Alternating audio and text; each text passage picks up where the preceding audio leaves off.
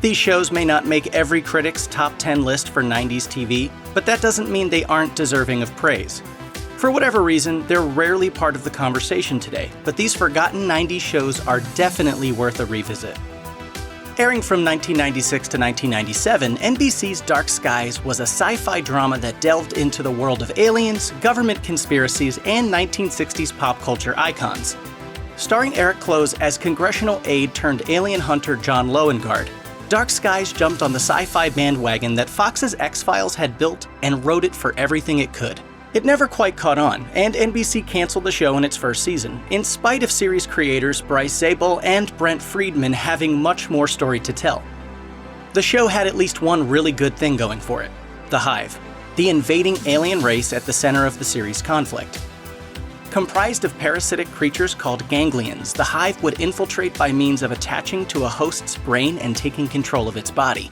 Some unusual mass, never seen it before. It's entrenched itself right in the brain. God! They began their invasion of Earth in the 40s when they hitched a ride with the Greys, those Roswell aliens famous for human abduction and experimentation. In the world of Dark Skies, the Greys are just as much victims of the Hive as humans are, and everything we think we know about them is a lie. Dark Skies takes this alien conspiracy and partners it with historical characters and events. Everything from the Beatles' first appearance on The Ed Sullivan Show to the JFK assassination now has ties to the Hive and the secret government organization Majestic 12. One thing's for sure, you'll never look at cows the same way. Eerie, Indiana arrived at the onset of the teen supernatural craze that took hold in the mid to late 90s, but unlike more popular successors like 1995's Goosebumps or 1997's Buffy the Vampire Slayer, it was relegated to a one-season run between 1991 and 1992. The show centered on Marshall Teller, who moves with his family to Eerie, Indiana. Population 16,661, and quickly discovers that things are not as idyllic as they appear. If Harley's in the Mummy movie, then where's the...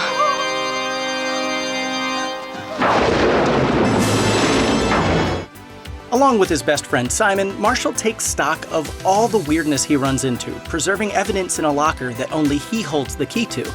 The show may have been marketed to kids, but its appeal stretched much further. The show's stories vacillated between quirky and genuinely dark, often finding space between. Gremlin's Joe Dante directed several of the series' best episodes, including the premiere, and his signature comedic style set the tone for the entire season. Fox made an attempt to recreate the series in 1998 with Eerie, Indiana: The Other Dimension, but it, like most copies, couldn't recapture the magic of the original. Submitted for the approval of the Midnight Society, I call this story. Those were words that many a young horror fan looked forward to hearing Saturday nights on Are You Afraid of the Dark? Following a group of teens who meet in the woods every week to share scary stories, the show was a part of Nickelodeon's SNCC lineup for 4 years between 1992 and 1997, although the series itself ran for a total of 7 seasons between 1990 and 2000, beginning first on the Canadian network YTV. Are You Afraid of the Dark was a well-written jaunt through the greatest of childhood horrors. Episodes like The Tale of Laughing in the Dark, in which a funhouse clown named Zebo comes after a kid who steals his nose, are to this day remembered as some of the most terrifying small-screen stories of the decade. 3 years after its initial run ended in 1996, Nickelodeon renewed the series for 2 more seasons, bringing in a mostly new core cast of characters and set of horror stories about life or death board games, cannibal neighbors, and killer digital pets. Are You Afraid of the Dark got an overhaul in 2019. Its format changed to a 3-episode miniseries that focused more on the Midnight Society itself and on a central villain that haunts its members. When Northern Exposure premiered on CBS in the summer of 1990, scripted dramas had taken a back seat to 30-minute comedies. Shows like Cheers and Roseanne ruled the airwaves, while Murder, She Wrote, the top drama at the time, ranked 12th overall, just behind Designing Women. Northern Exposure was like none of these. The hour-long drama centered on Joel Fleischman, a young New York physician bound by the terms of a student loan agreement to spend the first 4 years of his professional life practicing medicine in Sicily, Alaska, population 215. The proverbial fish out of water, Joel struggles to find his place among Sicily's residents, but over the course of several seasons, he eventually warms up to his new home and its quirky inhabitants. Created by Joshua Brand and John Falsey, the pair behind the critically acclaimed 80s medical drama Saint Elsewhere, Northern Exposure would go on to become one of the most celebrated shows of its time, garnering over 50 award nominations and nearly 30 wins, including Best Drama Series at both the Golden Globes and the Emmys. It managed to strike a balance between its eccentricity and some genuinely progressive storylines, and it introduced TV audiences to John Corbett an entire decade before he romanced Carrie Bradshaw on Sex and the City. In 1993, Living Single took the concept of a group of friends living and working together in New York and created a show that wasn't just successful, it would set the stage for what much of the television sitcom landscape would look like in the following years. The show centered on a group of friends who shared space in a Brooklyn brownstone. For 5 seasons, Living Single tackled everything from jealous coworkers to married boyfriends. Girl, I can't believe Brad is married. You think after God created dogs, she'd know creating men was redundant? The cast had incredible chemistry, and it showcased stories that hadn't been seen on screen before. Series creator Yvette Lee Bowser had experience in TV prior to Living Single. She'd worked on Hangin' with Mr. Cooper and The Cosby Show spinoff A Different World. But Living Single gave Bowser the opportunity to tell the stories she really wanted to. She told The Atlantic in 2018, "It began with the realization that if this industry was really only going to cater to and embrace white people, I wasn't going to be here for long. So that was my impetus for getting into the world of development and creation of shows about us." Today, Living Single's influence is still felt on shows like How I Met Your Mother or Insecure. And Bowser, who produced more recent series Blackish and Dear White People, continues to prove she's a force in the industry. A year before The West Wing, and a decade before The Newsroom, Aaron Sorkin waded into the TV waters with Sports Night, a half-hour dramedy that ran on ABC for 2 seasons from 1998 to 2000.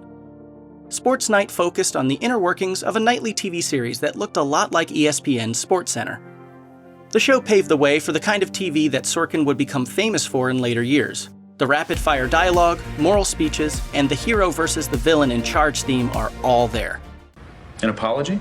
He suggests you take a moment tonight during your broadcast. He wants an on-air apology?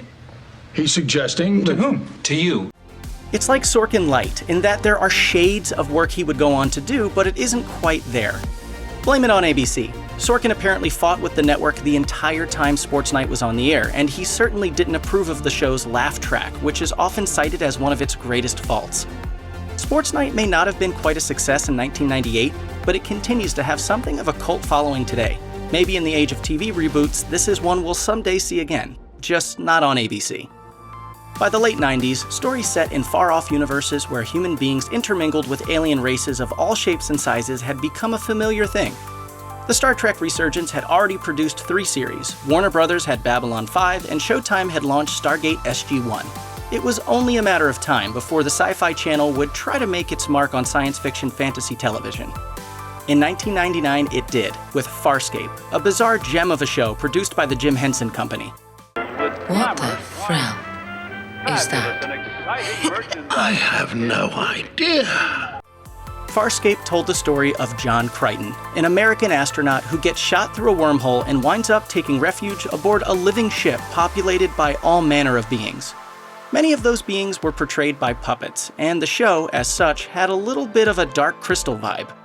Today, Farscape's impact on science fiction television continues to be felt. Following its cancellation, the series was given a 3-hour miniseries in 2004 called The Peacekeeper Wars, and it has gone on to inspire books, comics, and a video game. In 2014, there were rumblings of a movie that never quite reached production, although series creators have never given up hope that it will come to pass. Following brothers Big Pete and Little Pete, The Adventures of Pete and Pete explored the trials and tribulations of the average suburban upbringing in a way that was anything but. The brothers confronted villains like Openface and Papercut. They were joined by friends like Artie, the strongest man in the world, to take on solving childhood mysteries that involved love-struck bus drivers and lonely ice cream vendors, all while Big Pete served as our relatable narrator, giving us insight into the weird world that was Wellsville. The Adventures of Pete and Pete was one of those truly original, totally bizarre series that really managed to capture the weirdness of the early 90s. Both Petunia, Little Pete's forearm tattoo, and Mom's plate, the metal plate in their mother's head that could pick up and broadcast radio stations, had their own opening credits. But it was weird in a way that felt absolutely normal. Series creator Will McRobb told HuffPost in 2013 that much of the show's success came from its, quote, love of misfits, oddballs, and the semi-surreal nature of everyday life, and said, there was such intense emotional connection because someone was speaking for them, and to them, and experiencing all that emotion and confusion and happiness and sadness.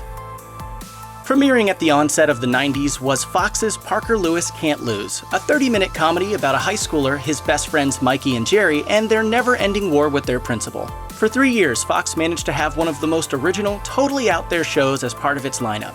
Parker Lewis Can't Lose was meta in the same way as Ferris Bueller's Day Off, but it also boasted a surreal quality that was completely unlike anything else on the air. The show might not have been as popular as Saved by the Bell at the time, but it continues to have a cult following to this day.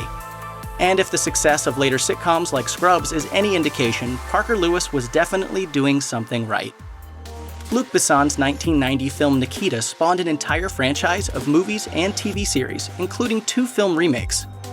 The series spin-off La Femme Nikita was a US/Canada collaboration that starred newcomer Peta Wilson as the titular character, a woman falsely imprisoned for the killing of a police officer who gets recruited into Section 1, a top-secret counterterrorism organization that forces her to bend to its will. They own you now. Didn't know I was for sale. La Femme Nikita built a strong and fierce fan base, which kept the show on the air for a total of 5 seasons between 1997 and 2001. Even 2 decades later, much of the series holds up. Its writing and editing don't feel altogether tied to the 90s, and the show's performances are realistic, grounded, and often moving. Wilson is exceptional, and La Femme Nikita was one of the few series at the time that portrayed a female character as a lead action star in a way that was neither cheesy nor overtly sexual. In 2010, the concept was again retooled as Nikita, this time for the CW, and with Maggie Q as its lead. Although that version stayed on the air for 4 seasons, it never quite recaptured the magic of the USA production. Check out one of our newest videos right here. Plus, even more Looper videos about your favorite shows are coming soon. Subscribe to our YouTube channel and hit the bell so you don't miss a single one.